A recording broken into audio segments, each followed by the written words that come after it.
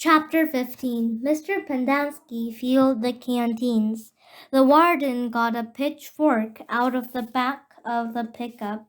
She poked it through X-Ray's dirt pile to see if anything else might have been buried in there as well. After you drop off X-Ray, I want you to bring back 3 wheelbarrows, she said. X-Ray got in and picked up. As the truck pulled away, he leaned out the wide window and waved. "Zero," said the warden. "I want you to take over X-Ray's hole." She seemed to know that Zero was the fastest digger Armpit and Squid, you will keep digging where you have been, she said, but you're each going to have a helper. Zigzag, you help Armpit. Magnet will help Squid. And Caveman, you'll work with Zero. We're going to dig the dirt twice. Zero will dig it out of the hole, and Caveman will carefully shovel it into a wheelbarrow. Zigzag will do the same for Armpit, and the same with Magnet and Squid. We don't want to miss anything. If either of you find something, you'll both get the rest of the day off and a double shower. When the wheelbarrow are full, you are to dump them away from this area. We don't want any dirt piles to get in the way. The warden remained at the site of the remainder of the day, along with Mr. Pendanski and Mr. Sir, who showed up after a while. Occasionally, Mr. Sir would leave to take water to the other groups of campers, but otherwise he and the water truck stayed parked here. The warden saw to it that nobody in Group D was ever thirsty. Stanley did as he was told. He carefully looked through all the dirt dug up by Zero as he shoveled it into the wheelbarrow, though he knew he won't find anything. It was easier than digging his own hole. When the wheelbarrow was full, he took it a good distance away before dumping it. The warden couldn't keep still. She kept walking around, looking over the boys' shoulders and sticking her pitchforks through the dirt piles. "You're doing fine, just fine," she told Stanley. After a while, she told the boys to switch places so that so that Stanley, Zigzag, and Magnet dug in the holes, and Zero, Armpit, and Squid shoveled the excavated dirt into the wheelbarrow. After lunch, Zero took over a digging again, and Stanley returned to the wheelbarrow. "There's no hurry," Warden said several times. "The main thing is not to miss anything." The boys dug until each hole was well over 6 feet deep and wide, until it was easier for 2 boys to dig a 6-foot hole than it was for one boy to dig a 5-foot hole. "All right," said. "That's enough for today," said Warden. "I've waited this long. I can wait another day." Mr. Sir drove her back to her cabin. "I wonder how she knew all our names," Stanley said as he walked back to the compound. "She watches us all the time," said Zigzag. "She's got hidden microphones and cameras all over the place, in the tents, the rec room, the shower." "The shower?" said Stanley. He wondered if Zigzag was just being paron, pa, pare, paranoid. The cameras are tiny, said Armpit, no bigger than a toenail of your little toe. Stanley had his doubts about that. He didn't think they could make cameras that small. Microphones, maybe. He realized that was why X-Ray didn't want to talk to him about the gold tube at breakfast. X-Ray was afraid the warden might have been listening. One thing was certain: they weren't just digging to build character. They were definitely looking for something. And whatever they were looking for, they were looking in the wrong place. Stanley gazed out across the lake towards the spot where he had been digging yesterday when he found the gold tube. He dug the hole into his memory. Chapter 16. As Stanley entered the rec room, he could hear X-Ray's voice from all the way across the room. "See what I'm saying?" X-Ray said. "I am right, or I am right."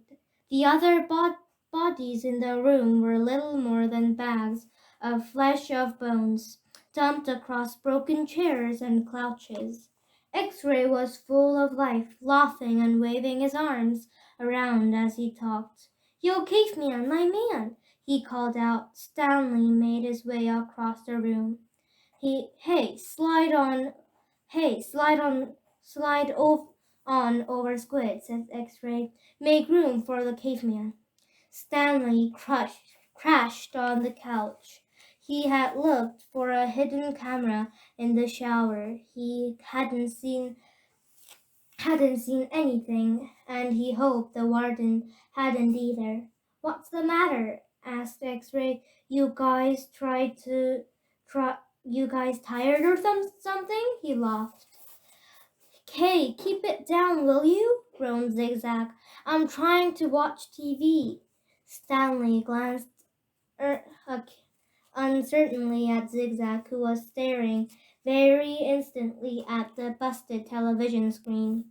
The warden greeted the boys at breakfast the next morning, and went with them to the holes. 4 dogs dug in the holes, and 3 tended to the wheelbarrows. "Glad you're here, X-Ray," she said to him. "We need your sharp eyes." Stanley spent more time pushing the wheelbarrow than digging because he was such a slow digger.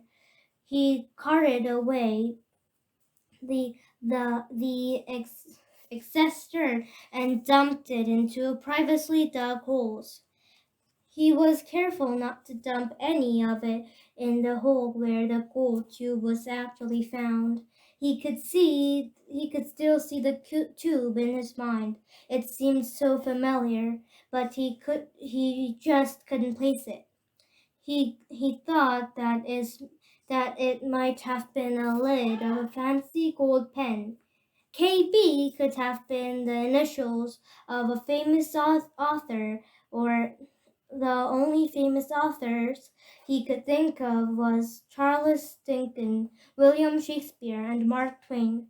Besides, it didn't really look like the top of a pen. By lunchtime, the warden was beginning to lose her patience. She made them eat quickly so they could get back to work. "If you can't get them to work any faster," he told Mr. Sir, "then you're going to have to climb down there and dig with them." After that, everyone worked faster, especially when Mr. Sir was watching them. Stanley practically ran when he pushed his wheelbarrow. Mr. Sir reminded them that they weren't Girl Scouts. They didn't quit digging until after every other group had finished. Later, as Stanley sat sprawled across an understuffed chair, he tried to think of a way to tell the warden where the tube was really found, without getting himself or X-Ray into trouble. It didn't seem possible. He even thought about sneaking out at night and digging it in that hole by himself. But at last thing he wanted to do after digging all day was to dig at night too. Besides, the shovel was locked up at night, per, per, presumably so they couldn't be used as weapons. Mr. Pendanski entered the rec room. "Stanley," he called as he made his way to him. "His name is Caveman." "Stanley," said Mr. Pendanski. "My name is Caveman," said Stanley. "Well, I have a letter here for someone named Stanley Yelitz." "Stanley Yelitz," said Mr. Pendanski. He turned over an envelope.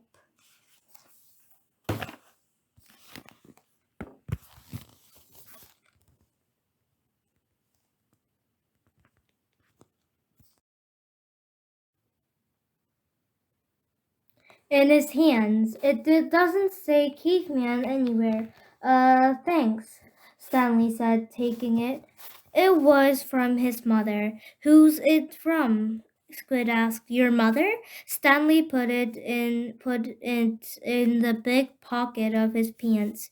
"Aren't you going to read it to us?" asked Armpit.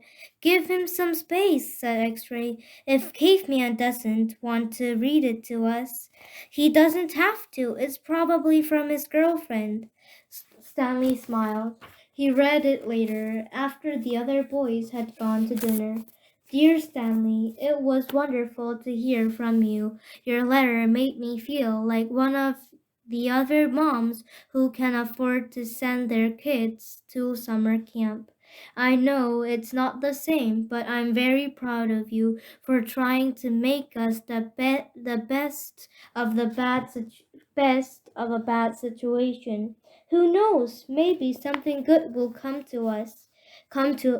of this. Your father thinks he is real close to break thoughts of his sneaker project. I hope so.